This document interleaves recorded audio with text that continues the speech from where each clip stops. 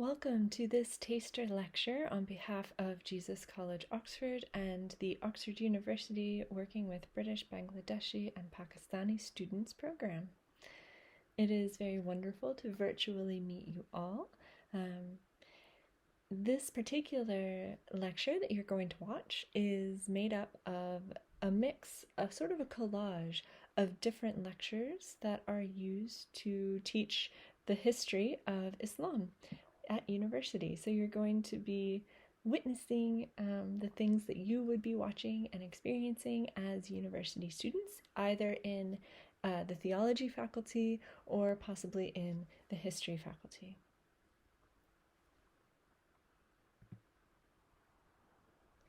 So just to give you a bit of an introduction for what we're going to be talking about in this lecture today, starting off, there's a slide introducing who's talking. So I'm Dr. Anna Chrysostomides, and you'll hear more about me on the next slide so that it's not a stranger sort of narrating to you.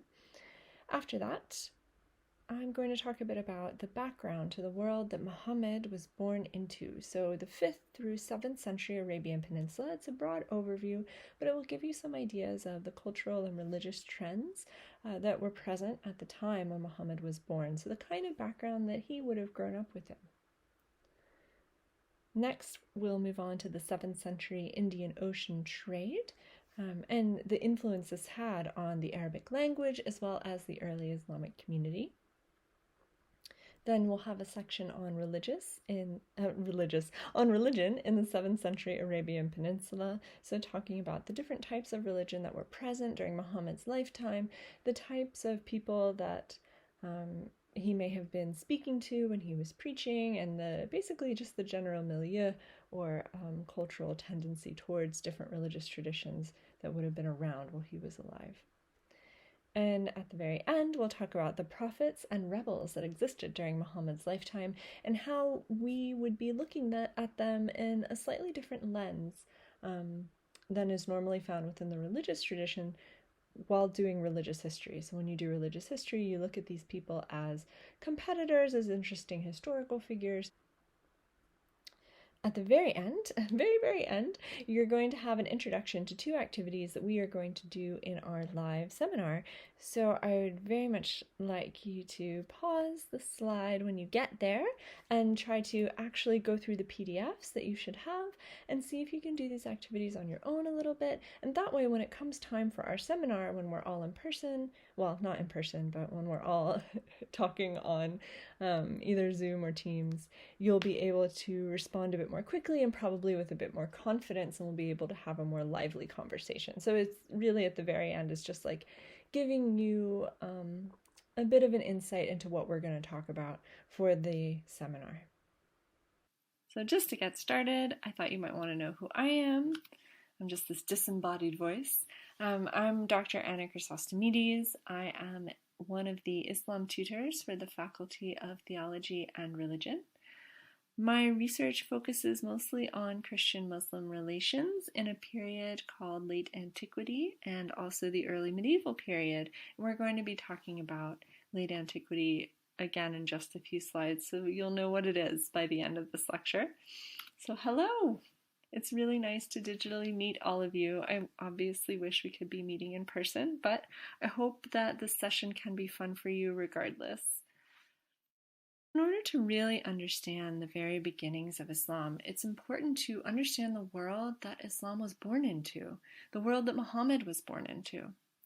So we're going to start by talking a little bit about late antiquity and the 2 main empires that existed during this time period, and those were the Byzantine Empire and the Sassanian Empire. Late antiquity is a distinct era in history that exists between the classical world, picture Rome and marble statues, and the medieval world. It's defined by empires with a tendency towards universalizing religion.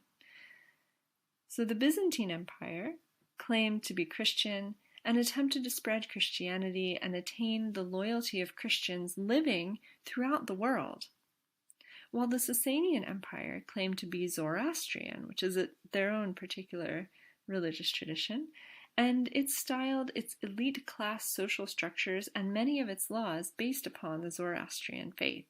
So obviously here you have a Christian system which is monotheistic and the Zoroastrian system which is a type of dualism.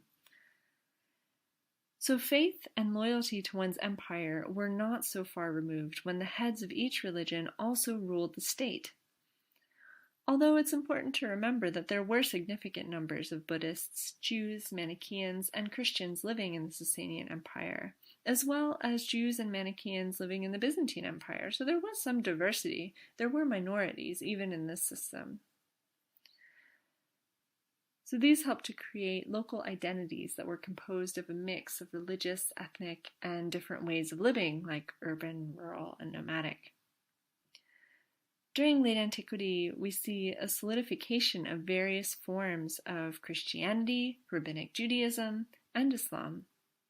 It was during the late antique period that all of these religions consolidated their doctrines. They grew up together during this time, so to speak. So here's our map. You get to see these empires in action now. So these are the important empires of the time, as well as a few small nations and vassal states of the pre-Islamic late antiquity. So this is how things stood around 500 CE. The two largest powers in the Near East were the Byzantine Empire and the Sassanian Empire. And they also controlled several vassal states, of which two, the Ghassanids and the Lakhmids, are important for our understanding of the rise of Islam and its relationship to the Byzantine Empire. They were part of the milieu in which the Prophet Muhammad and his early followers lived. You can see here where the tribe Muhammad was born into, the Quraysh, had their main territory. And this is the city of Mecca. A bit farther north is the city of Yathrib, which is now known as Medina. And this is where the early communities settled after being initially rejected by the Quraysh before they returned to take Mecca back. There were also significant states to the south of Mecca and Medina, which both the Byzantines and the Sassanians wished to control. These were the Jewish Himyarite state of Yemen and the Christian state of Aksum, which is where modern-day Ethiopia, Djibouti, and Eritrea are. During late antiquity, many laws were created within Eastern and Western Rome. So this is a really important time, actually, even for our civilization today.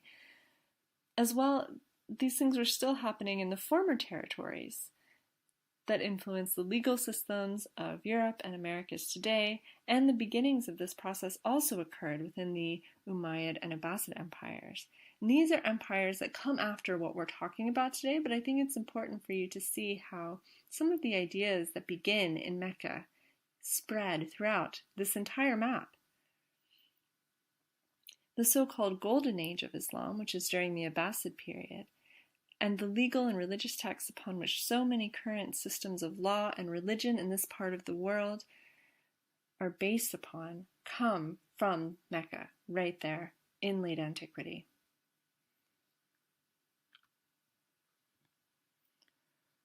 So the history of Yemen is important to understanding the earliest years of Islam.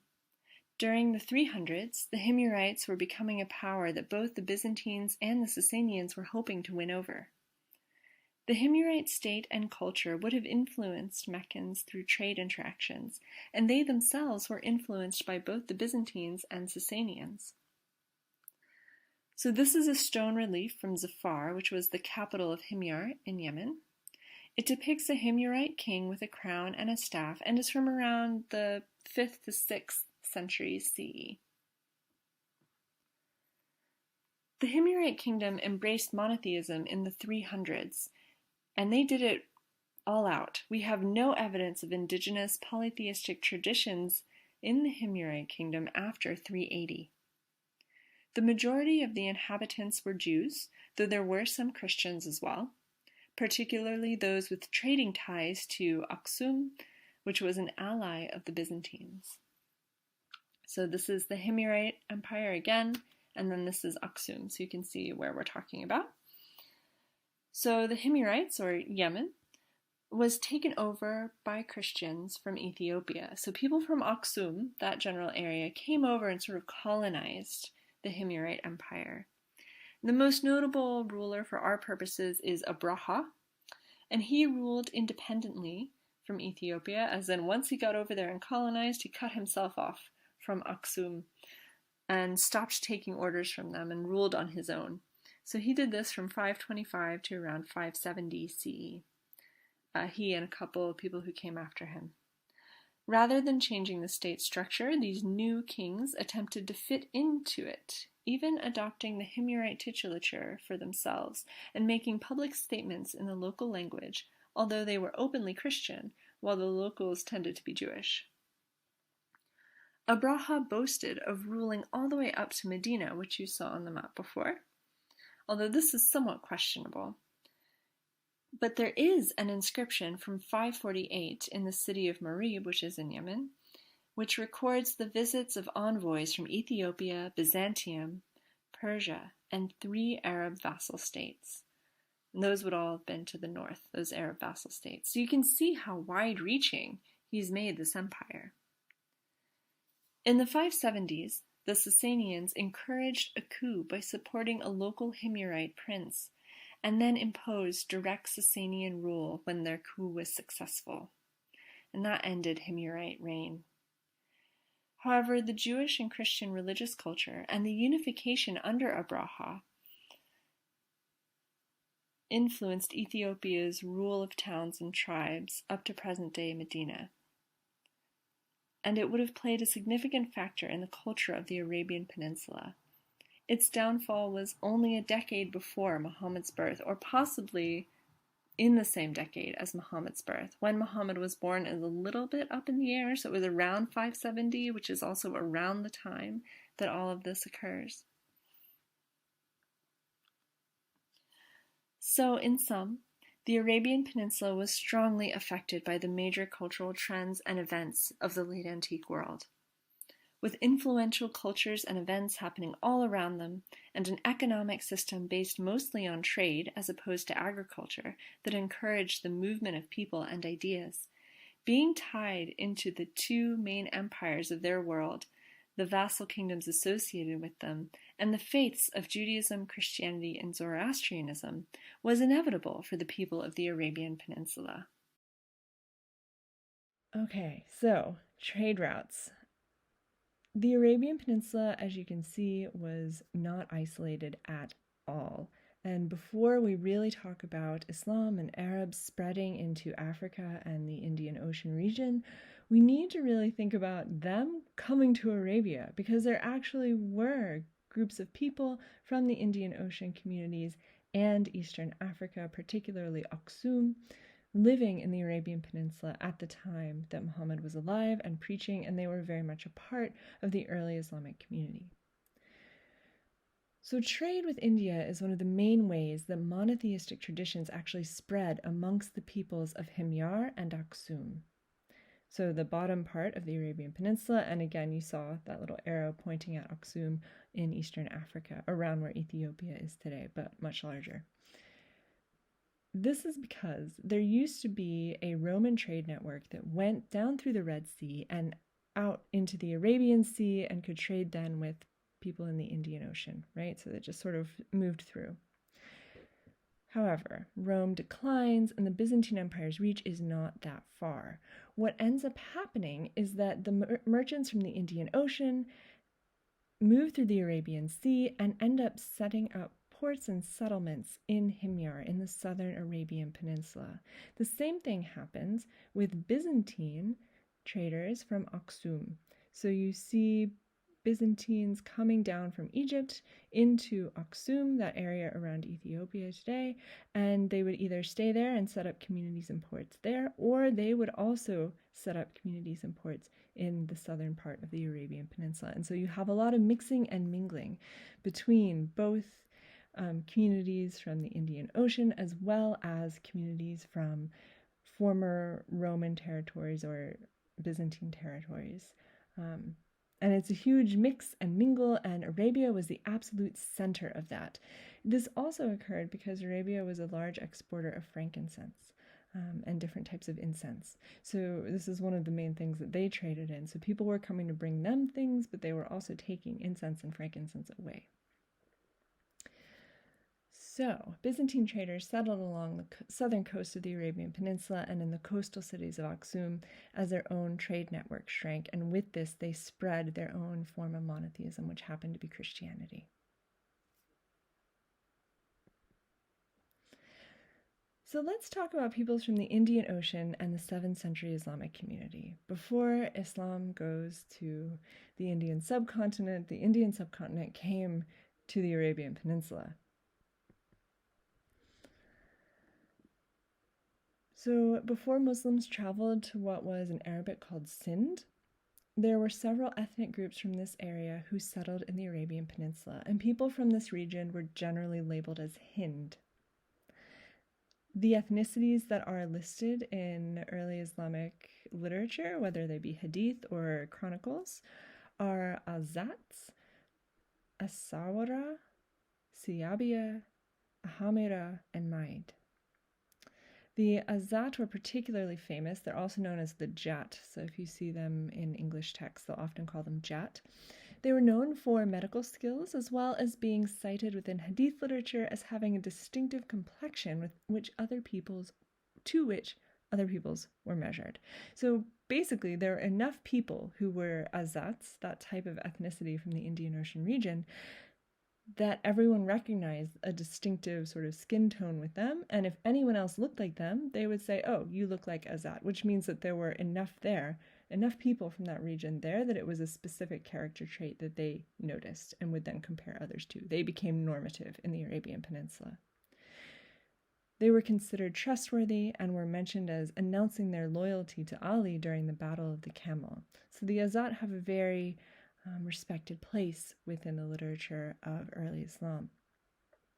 The Siyabiya integrated themselves into Arabic tribal life, and they settled in towns and created their own tribes, and noticeably actually didn't convert to Islam. We don't have any conversion stories for this group of people.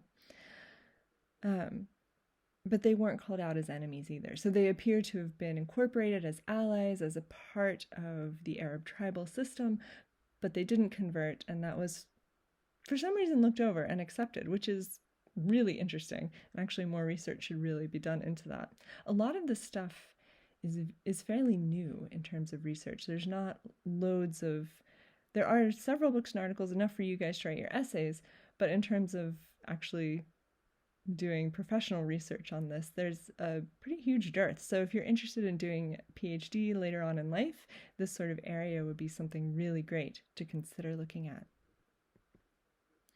So we also have loanwords in Arabic from Sanskrit and other Indian Ocean languages.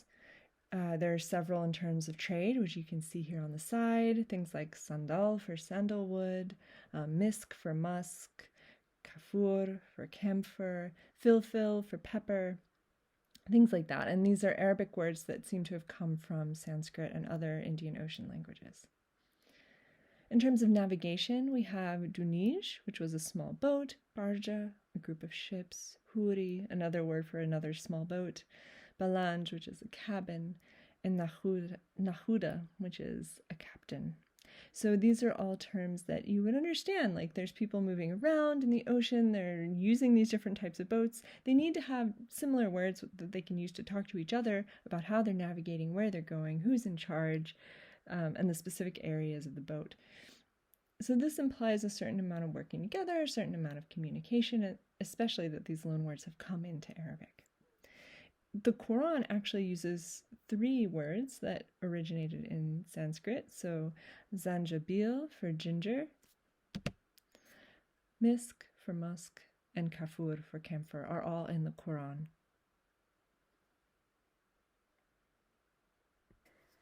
Now we're going to transition into discussing the world of religion. So what people believed, why they believed it, and where these influences came from in the Arabian Peninsula. So I'm going to be referencing the maps that you saw at the very beginning, where there were sort of these circles of monotheism surrounding the peninsula itself.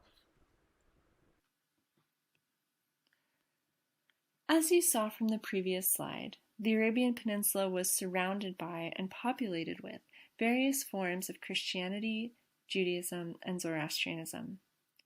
Those living in the Arabian Peninsula had frequent contact with people who practiced and identified with these faith groups through trade, travel, and imperial intervention of various kinds. The idea of monotheism appears to have begun to truly take hold in the 4th century CE and continued to do so into Muhammad's lifetime. The Quran, Hadith, and Sunnah refer to other prophets and religions who existed in the 7th century. We also have inscriptions from various parts of the peninsula which mention a different deity, known as Rahman. And Rahman means merciful in Arabic, and this word becomes one of the most frequently used 99 names of God in Islamic tradition. So in Islamic tradition, God does have 99 names, and these are all names that you can use to refer to the divine. Another type of worship practiced in the communities of the Arabian Peninsula, who are possibly following local variants of Judaism, Christianity, and Rahmanism, was a type of henotheism, a system of belief where there is a high divinity who is the most powerful and important, yet also a series of minor local divinities who could be worshipped or supplicated to for various things. So people who are henotheist recognize an ultimate divinity, seemingly blended with that of the Abrahamic faiths in one way or another in our Arabian context, yet still recognize the usefulness and protective features of their local, smaller divinities, and maintained older, pre-monotheistic traditions to some extent in the Arabian Peninsula. We're about to talk about some of the people associated with a mix of Rahmanism as well as possibly local henotheisms. So obviously we have Muhammad as one of the prophets of 7th century Arabia, but there were more. He was not the only one. He just became the most famous.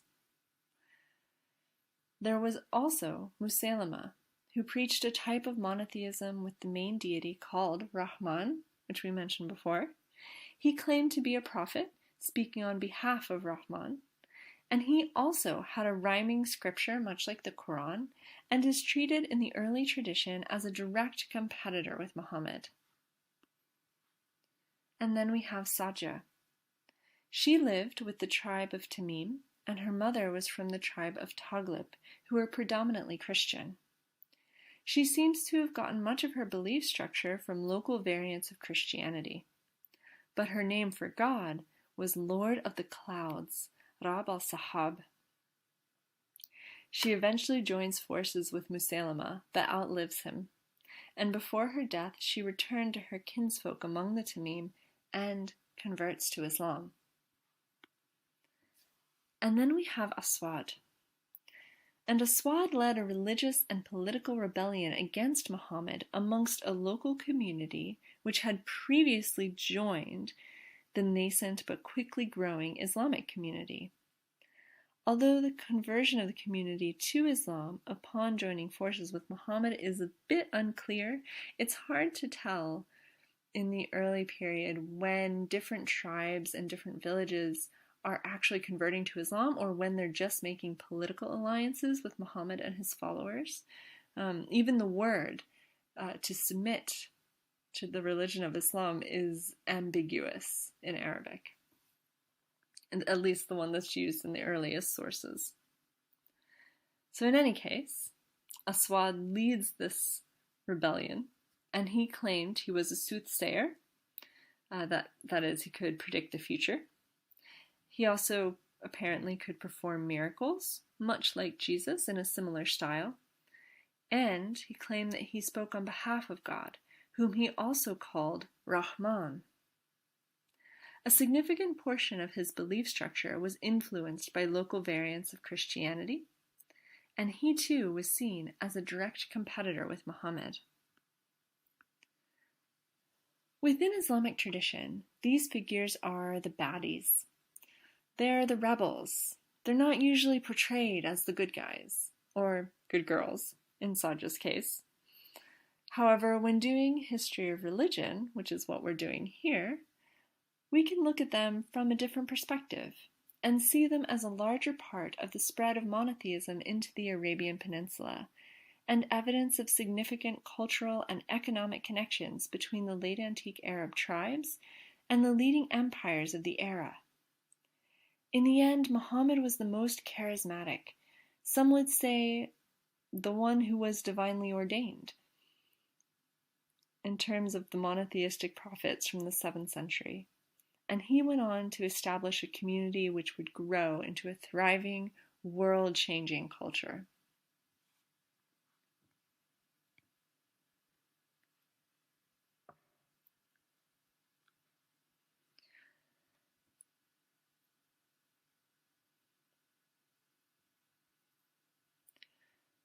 Right, so now let's see if we can engage a little bit with Sufis and scripture. First, what we're going to do is read a poem from a text called The Conference of the Birds. So if you could please read the first poem by the Sufi poet Faroud ad-Din Attar. He lived from 1145 to 1221 CE, and you should have this as a PDF, so you want to read the first poem that's in there. There are a few things that might help you to understand the poem. First, it's a Sufi text, and Sufism is sort of like the mystical strain of Islam. Within Sufism, people tend to look inward to find the divine instead of looking outward. So the whole idea is to find God within yourself. So the moths in this poem are all Sufi disciples, and the mentor or guide is the Sufi sheikh, and that means a Sufi teacher and leader. And the flame is God. So what type of disciple does the first moth represent? What type of disciple does the second moth represent? And what about the third? And what can we learn from each of these types of disciples? What does this poem tell us about Sufism? About how you can find the divine within yourself? Just take a few minutes to try to go through some of this.